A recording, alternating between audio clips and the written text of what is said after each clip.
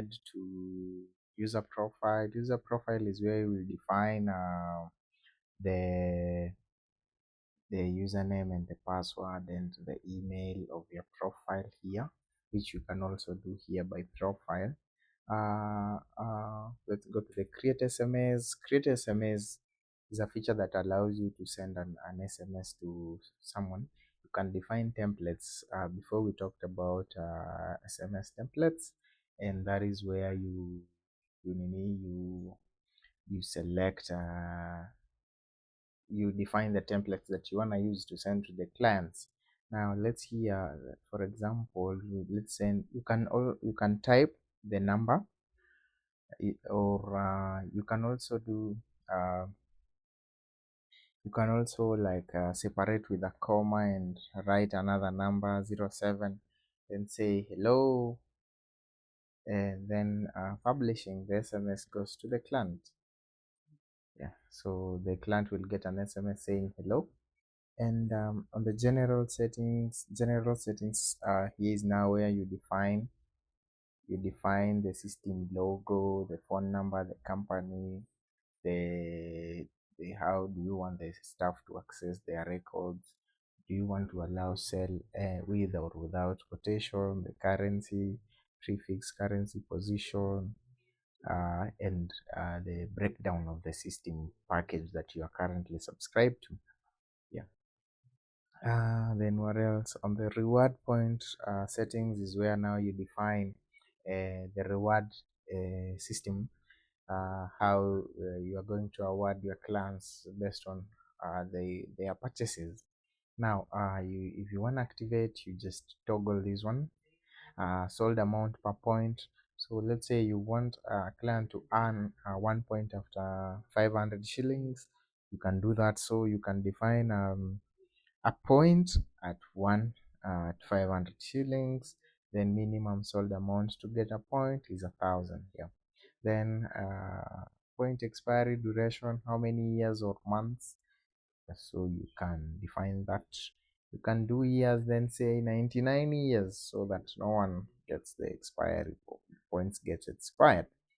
Then on the POS settings, where now you define who will be the default client and who will be the default biller. For example, for the default biller, you can say a sales manager, default warehouse, your main branch, number of products per row. That is the products that appear here in the POS here, number of products per row. Yeah, so you can define how many items you wanna display here per row. Then we have human resource.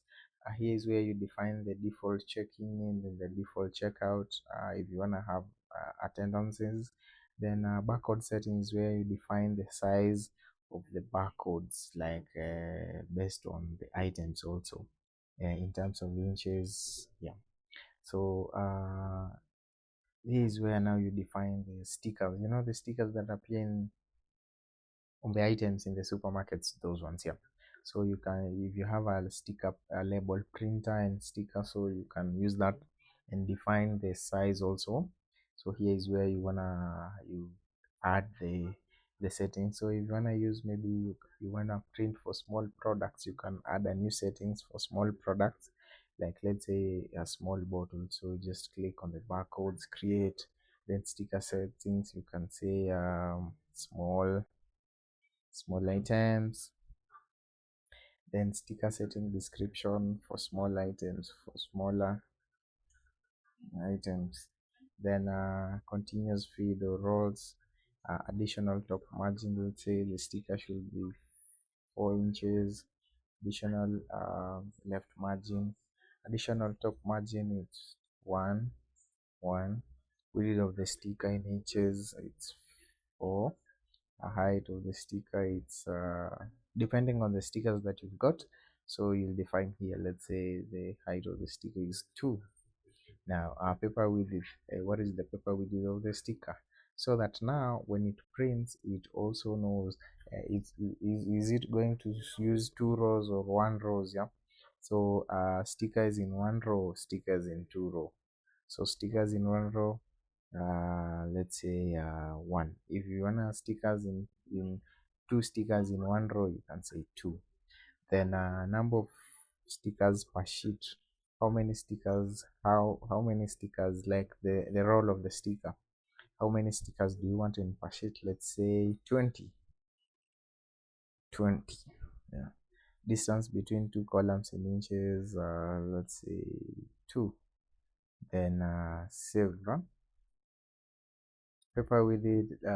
Let's say so we'll be using let's say 12 inches. So we save. Height. Paper height in inches. Let's say 60.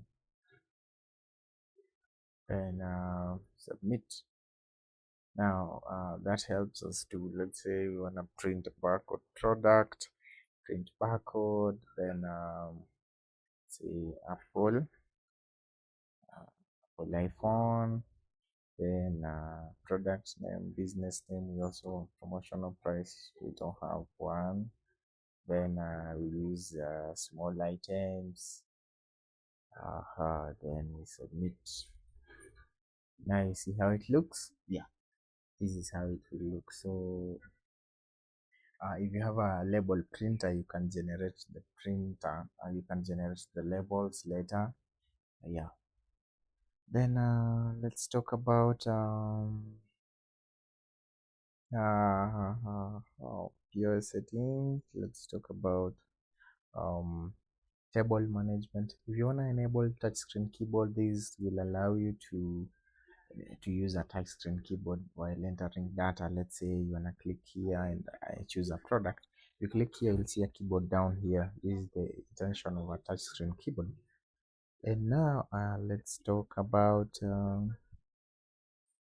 POS settings. Let's just disable this since we're using a laptop. Then send SMS after sale. This is the SMS that comes once a sale has been made, and you can define these on the SMS template to be the default send after sell SMS. Yeah. Then the invoice option, we have both F4 and thermal in 58mm for thermal and 80mm and F4. So now in this case we're using thermal, and thermal looks like this. Thermal invoices for the thermal printers. Let's add a sample cell. We choose customer is Felix. We choose Samsung Galaxy. Then let's say they are paying via bank pay bill. How much have they paid? Let's say they paid 1,000. So we submit. Now this is how the invoice of a thermal printer looks like, with your logo, with the company name, the address, and the phone number. Now let's go back and find how the F4 invoice looks like. So we go to settings, POS settings, then change it to F4, then we submit. Then from there, let's just go to the sell list, generate a new invoice of the same action, generate invoice, end. This is how the F4 looks like. So with your logo, invoice date, paid by bank pay bill, amount before tax and everything. Yeah, that is how it works. So you can just print. If you wanna have a printer, you can choose landscape or portrait. The landscape looks nice, but I feel it's gonna miss out some data if you do this. So if it's bigger, the items are many, you can use the portrait option. Yeah. Then let's talk about um